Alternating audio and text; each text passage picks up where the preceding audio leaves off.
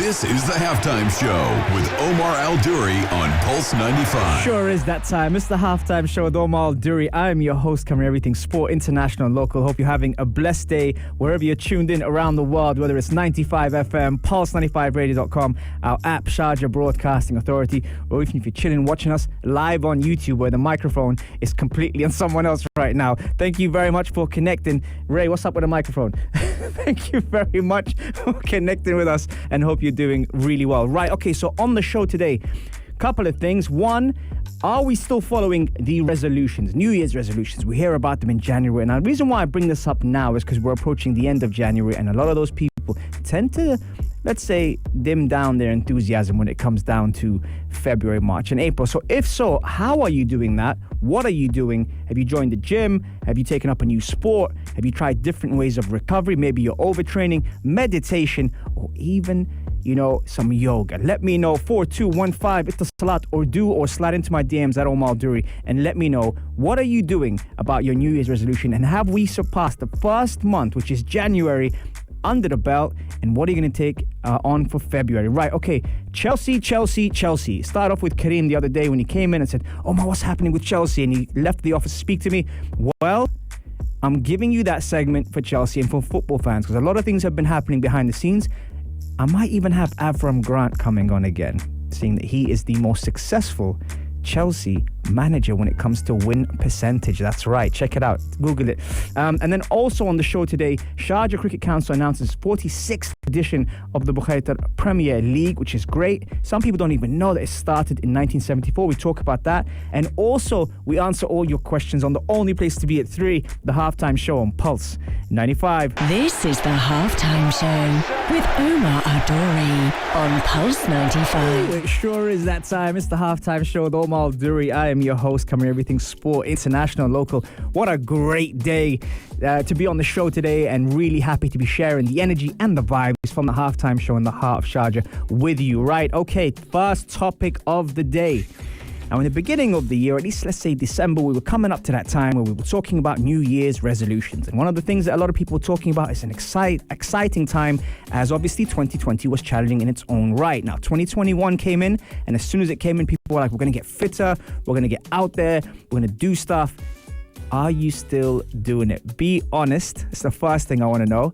And what are you doing? What is it that we're doing? So we've seen a rise in gym memberships, people, subscribing to the gym and going there, and being very difficult to even try and get a slot at the gym, which is great. Very, very good. But will you continue that into February and March? And if so, what is it that you've done differently? Is it accountability? Is it training with a partner? Is it even taking up a new sport? One of my friends, Zaki, came up to me in December and said, Omar, I've seen you do your boxing. It sounds really good. What do you think if I take it on? I've never done it before. I said, you know what? Come down, check it out. It's a great community, great teachers, really, really nice people in there. Come and check it out. And if you like it, then, join the gym. And he's tried to take a couple of different sports on. And Zaki's quite a fit person. He likes to stay active. So now we've had that kind of talk, but now he's going into February with that mindset. You know what? Now it's time to get better. Now, sometimes you can get caught up with what you see on social media or what the person next to you is doing. But I like the fact that when you have tunnel vision, it's really key to stay focused. Now, that's the first part, taking up a new sport or even joining a new gym. But there's also sometimes that element of overtraining, and sometimes I've been guilty of that. Now, when you overtrain, longevity-wise, it doesn't add any sustainability to what you're trying to do across the year. And you always hear that cliche, it's not a sprint, it's a marathon. But we tend to get excited and think, you know what, we can do this as well. And let's say, for example, you have your own program, you're working on your own program, and a friend says, come and join me, you come and join them, and you try and push to those levels, not bearing in mind that you already have things under your belt that they haven't. I think that's kind of the problem sometimes a lot of people are facing, is trying to manage expectations and not let your ego feed you different type of things. So I think at the moment now, with having a trusted source, having, whether it's a gym, a person, or even a program that you're following that you're able to trust, I think that's the first part. Why? Because we get caught up in just trying to do everything at the same time. And we've spoken about this on the show regarding multitasking, or even just one task and trying to perfect it.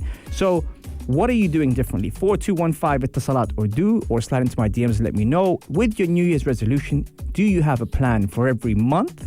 Do you have a plan for every 4 months? Or do you have a short-term and a long-term goal? I want to hear about it. Let me know. That's the part. The other thing is, sometimes, just knocked my microphone. Sometimes staying still is even harder than being active. Now, think about that for a second. The brain, the mind has, we've spoken about this so many times regarding mental fitness and emotional fitness, and even the mental, the mental side of the game. Being able to stay still or detach yourself from what's going on is probably even harder than being active, especially with the distractions we have, the pressures we have, all the news that gets out there. There's so many things. How do you stay still? Do you meditate? Have you added that to your arsenal this year? Yes, I use the word arsenal this year. Have you added that? And if so, how long do you meditate for? How long do you detach for? Maybe if it's not necessarily guided meditation, or we've spoken about Wim Hof on the show, maybe it's just you and some silence. Are you able to detach? Do you work on your breath work? That's another big thing that a lot of people are talking about, which again, it's easy to say we do, but we don't do enough of, and that kind of helps you reset. Yes, I use that word as well. And it helps you kind of just neutralize yourself, balance yourself, get that strike in, centralizing a lot of things that we do every single day. All right, let me know. Coming up next, and I see you saying to me already on the Instagram live, Omar, what's happening at Chelsea? I'm going to let you know, especially after Frank Lampard has got sacked. But what is in store for Thomas Tuchel? 4215 Ittasalat, or do let me know about the readjustments like Debo just did now on Instagram live at Omar Al-Duri, and I'll be right back after this. How about some classic Luther Vandross? Enjoy. This is the Halftime Show with Omar Al-Duri on Pulse 95. Salam, welcome back to the Halftime Show with Omar Al-Duri. Thank you very much for connecting with me today. I'm sure if you were watching on the Instagram live, you would have seen the takeover by Aisha Al-Mazmi and Umniya Saleh, who literally came in, pushed me out the way, and took over the seat and the mic, talking all sorts of stuff about horoscopes, which we don't normally discuss on the show. So like I said, in these times, we can hear anything on the show, and that was definitely something that we were doing behind the scenes. Right, okay, Sharjah is doing some great things right now, and for those that don't know, one of the things they're doing is the Sharjah Cricket Council announces its 46th edition of the Bukhatir Premier League. Now, for those that don't know, it's Sharjah, especially when it comes down to development, is huge. Be it in the book world, be it in fitness, be it in health, be it in sports. There's so many great things happening here. But one of the things that I was doing my research is it starts on February the 5th, which is fantastic for the times we're going through now, and in development. It's really, really important to be able to stay focused on growth, development, mental side, physical side, so many different things. But it's an opportunity for the youth. And it's connecting and bridging the gaps, especially in the sports world. Now, it actually started in 1974, which a lot of people didn't know. And even including myself, I was looking into it and thinking that, wow, like the Sharjah Cricket Council, is huge. And especially for the community, especially for all the different cultures that we see. Sometimes I'm driving by and I look and I see, let's say, like a sand pit, and you see people playing cricket, in the heat, regardless whether it's summer, winter, spring, it doesn't matter. They're playing cricket. They're out there so passionate about it. And I love seeing that, because it shows that people from all across the world can join in and get together through sport. And if you remember, I actually had a guest on, Muhammad Sadiq, last year, who's someone that organizes a lot of sports. And he spoke to me about, like, I asked him, obviously he doesn't get paid for this. It's not his job. But I asked him, like, how come you spend all this time organizing things? Him and Jassim are incredible in really setting up, activities for people. Now, obviously now with social distancing and a lot of different things, that the regulations and restrictions we're facing, it's not as easy to get as many people, but they're still doing it, and they're still providing, fun and enjoyment in a very tough time. So I was looking at that and I was thinking, this is incredible, because for let's say the Bukhatir Premier League, registration to participate in this iconic 50-over tournament is now open to local, regional and international teams, with cash prizes worth more than 25,000 dirhams up for grab. The matches will be played across Sharjah Cricket Stadium and the Pavilion, and each team will receive dedicated team kits and branding opportunities on site, not to mention the chance to play at least 3 matches. You see, this is what I'm saying, like, who would have thought, like right now, that you can go play a sport that you love and be able to get rewarded for it with friends and family in such a nice, good campaign initiative that here in Sharjah, we're working on. So I'm very, very impressed with that. And I thought that was really, really good to see that, that registration and all these kind of things are more simplified now, obviously because of, a lot of things that are happening out there, as we know, with the global pandemic. If you want to register for the Bukhatir Premier League, email cricket@sharjahcricket.ae or call 050 677 7023. So plenty of good stuff out there, cricket fans. I know you don't get as much love here, and Morning Medras, actually, Abdul Karim, I'd love to get him on the show to talk more about cricket. He knows a lot more than I do. But it must be nice to hear that, just for a fan of sports, to be able to hear everyone getting together, to be able to compete in an environment that's competitive but also fun. And that's really important to kind of get that vibe, especially nowadays where a lot of things, depending on where you are around the world, you're not able to go out, you're supposed to isolate. There's so many things going on. It's nice to be able to see these initiatives out there and happening. So yeah, let me know if you have heard about this or you know more information about it. 4215 Itasalat Urdu. Are you taking part in the Bukhatir Premier League, the 46th edition? It's starting on the 5th of Feb. Make sure you let me know if you are. And you know what? Actually, I might actually give you a call and actually find out how it is and what you guys are doing. Okay, guys, football fans, it's your time now. Chelsea, Lampard, Tuchel, dynamics, personalities, behind the scenes, in the locker room, information coming up after the break. Here's some Mana Norte. Enjoy 4 a.m. I'll be right back. Peace. This is the Halftime Show with Omar Adori on Pulse 95. Salam and welcome back to the Halftime Show with Omar Adori. I am your host, covering everything sport, international and local. Thank you very much for connecting with me today. And what a show we've had so far. We've had the ladies from Future Talk and Afternoon Karak jump in and take over the halftime show during the break. I'm sure you saw that on my Instagram live at Omar Duri. But we are talking Chelsea, right? Okay, the other day Kareem comes in and he goes, Omar, he left the office, and what's happening at Chelsea? Well, let me tell you what's happening at Chelsea. Lampard has got sacked, and not only has he got sacked, it's something that has been on the pipeline for a while. It's only been brought to the attention now because after a victory, normally it gives you more time. Now, albeit it was a victory in the cup, but I think Chelsea knew the writing was on the wall. Now, with people, and especially the media, when they end up coming out and saying, oh, well, he's given 220 million, etc. He was given 220 million 4 months ago. I wouldn't even say he was given that when he started. Now, if he started his Chelsea career with that money, with those players, and he was still in the position that he is today, 10th position, then I would say he merits the sack. However, trying to do something for one of your own, Chelsea's legend, one of the best Chelsea players to ever play, and giving him the opportunity with the connection with Jody Morris to be able to form that link up when it came down to Chelsea was quite refreshing. But if you're not going to stick by that person after 4 months, especially trying to integrate all those world-class players into a team, it's kind of tough. So now, why have they brought in Thomas Tuchel? And what is it that Thomas Tuchel brings to the table? And Chelsea fans, are you going to enjoy this one, or will he be out very, very soon? Well, the first thing that we have to say about Thomas Tuchel, he's managed some of the best teams in the world and some of the best players in the world, which means he can handle personalities. Now, he has been someone who's been known to be quite a rigid, a strong personality, albeit from his German roots, but also in his methodology. Now, a lot of the times he describes his team like an orchestra and always says that he doesn't want to, restrict players from playing. We were speaking about that earlier. He wants to be able to give them options for them to be able to find solutions. He said, if Neymar is in a tight space, I'm not going to tell him what to do. I'm going to let him express himself.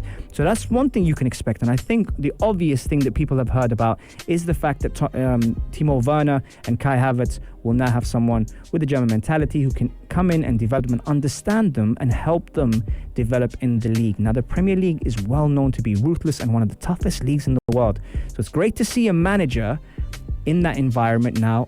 For how long, we don't know, especially under Abramovich. We know what he's been doing. Now, what went wrong with Lampard? The reason why I asked that before we go into the Tuchel situation is because something has to be done to rectify a few things. Now, even though Liverpool aren't doing well right now, Liverpool mastered something with the fullback system. Trent Alexander-Arnold and Robertson were both fullbacks that would play a certain role, and you could see them playing for Liverpool for the next 6 years. Now in Chelsea, they have that with Chilwell and Reece James, and being able to do that, especially bringing Chilwell in with Premier League experience from Leicester, that doesn't give him any excuse not to be playing. So instead of blaming Lampard for that, I would blame Chilwell for that, because he already has had time to get used to the league, get used to the intensity and the ferocity of the league. So he actually can just slide straight into that team and be able to perform. Now, the centre-backs has been a problem. Who are your best centre-backs? Rudiger has been isolated. Now, with him being German and Tuchel coming in, does that resurrect Rudiger's career now, especially as a year ago he was the best central defender they had at the back? So that tells you one thing about Rudiger now. Who partners him? Is it going to be Thiago Silva, who's had the time with Thomas Tuchel in the past to do a lot of things with that, coming into PSG and being successful with them? A few comments were made. We're going to take a break for the Adhan, but we'll be right back after the Adhan, and I'll answer all your questions and continue the team after this. Enjoy. This is the Halftime Show with Omar Adori on Pulse 95. It sure is that time. It's the Halftime Show with Omar Adori. Thank you very much for spending your hour with me on the Halftime Show on Pulse 95. Amazing feedback during the commercials and the break from everyone who's tuned in on the Instagram Live and even on YouTube. Thank you very much. Right, we were talking Chelsea and you guys wanted a Chelsea segment. So obviously Frank Lampard has got sacked. It was coming for a while now, and there were plans happening for a while, and we were looking at things, although people were saying all sorts of conspiracies about Lampard, cracking and not feeling good and everything. Now Thomas Tuchel's come in. Why has he come in? The reason why Thomas Tuchel's come in is because not only does he have experience in Europe, but he also has experience handling and managing egos. And at Chelsea right now, the most important thing is to steady the ship. Now, if you look at it from the back, they've addressed the goalkeeper situation by dropping Kepa and bringing in Mendy, and he was fantastic since he came in, added a lot of stability to the back. I was talking about the Liverpool system and in the fullbacks, and having some stability in knowing what your starting lineup will be, especially the back five, is definitely a recipe for success. Now, with Mendy being in goal and being quite young, that's a great start for them. Looking at the left, can Chilwell, with his Premier League experience, who doesn't need time to adapt, do what Andy Robertson has done for Liverpool? Potentially with his set pieces and his crossing ability, it's a very good thing. On the other side, you have Reece James, again, linking it to the Liverpool model, despite them not doing well at the moment. Now, the system is what we're looking for, and the structure works really well. Reece James, very good on the ball, a good crosser, and also able to go up and down the flank very, very well. Now, the problem we spoke about was the centre-backs. Rudiger now has a lifeline. With someone like Thomas Tuchel coming in, he can invigorate that defence and add some stability. Next to him, Thiago Silva was the question. The former captain of PSG was obviously there with Thomas Tuchel when he was manager of PSG. So that's your back five. Now, whether they choose to add Zuma in there instead of Thiago Silva and go for legs over knowledge, that could be something. Looking at the midfield. Now, with the midfield at Chelsea, one thing Chelsea fans you'll be very, very happy to hear is you have the best defensive midfielder on the planet, bar none. N'Golo Kante, a World Cup champion, a Premier League champion, has been there and done it. And there's no one like him. So if Tuchel plays him in his position, that is a strong base with the back five I've just mentioned now. Next to him, the prospect of Gilmour coming up will be brilliant, because he's a very, very good footballer, a Scottish footballer who can play in the two, playing ahead of the back four, which would be fantastic. Now, I don't know what formation Thomas Tuchel is going to play, but having those two there is huge. Now, not only that, we spoke about the Liverpool system, the false number 9. Now, if you have a problem with Giroud, and you have a problem with Tammy Abraham, and you have a problem with Timo Werner's confidence, fix one player to do the Firmino role. Now, he might not score you all the goals, but he will be able to link the other two, Salah and Mane, in that Chelsea structure, in that Chelsea pattern. You look at the wingers, you look at those front three, and taking away the target man, you can start to build a Mane and Salah-like formation. Now, I'm not saying they'll be just as good. What I am saying is that you can do something very, very similar. Now, when you look at the wingers, Timo Werner can play off the left. You've got Hudson-Odoi, you've got Ziyech, you've got Pulisic, who's also played with Thomas Tuchel at Dortmund. So there's another vote of confidence coming into that. And not only that, you've obviously got Havertz, who can play in the 10, who can play behind the front man. Will he play him as a false number 9? You never know. All these options are there. But one thing I will bring to your attention now, Chelsea have had issues with strikers. When you look back at all the fantastic forwards they've had Crespo, Shevchenko, Torres, Drogba, all these players. Now, Drogba put him aside, and I was speaking to Avram Grant about this yesterday. Drogba put him aside. When you look at those players, someone has to look at the coaching, especially in the attacking side of things. Why hasn't that been addressed? Why are these players coming to Chelsea and falling short? And that is something that I question in terms of bringing in, a Zola, bringing in a player who's been at Chelsea who can teach you how to finish, will definitely help with the confidence. But also, the fact that Thomas Tuchel has coached in the French league is helping the French players. We spoke about N'Golo Kante. We've got Giroud as well. Those are the things. And by the way, here's a stat for you guys. Who's got the best win percentage from all those Chelsea managers we spoke about? Now, when you think about it, they've had Ancelotti, they've had Mourinho, they've had Ranieri, they've had Kante. But Avram Grant has the highest win percentage. Now, some of you might go, what? It's true. And it's not just because he's someone I've worked with. It's not because I know him. Google it. Check the stats. Avram Grant has the best win percentage out there for Chelsea. And that's why, actually, a week ago, I bumped into him. And I was saying, how you doing, boss? And he's like, I'm doing well. I said, Gaffer, what's going on? He goes, just don't ask me about Chelsea. Now, that was something that he probably knew.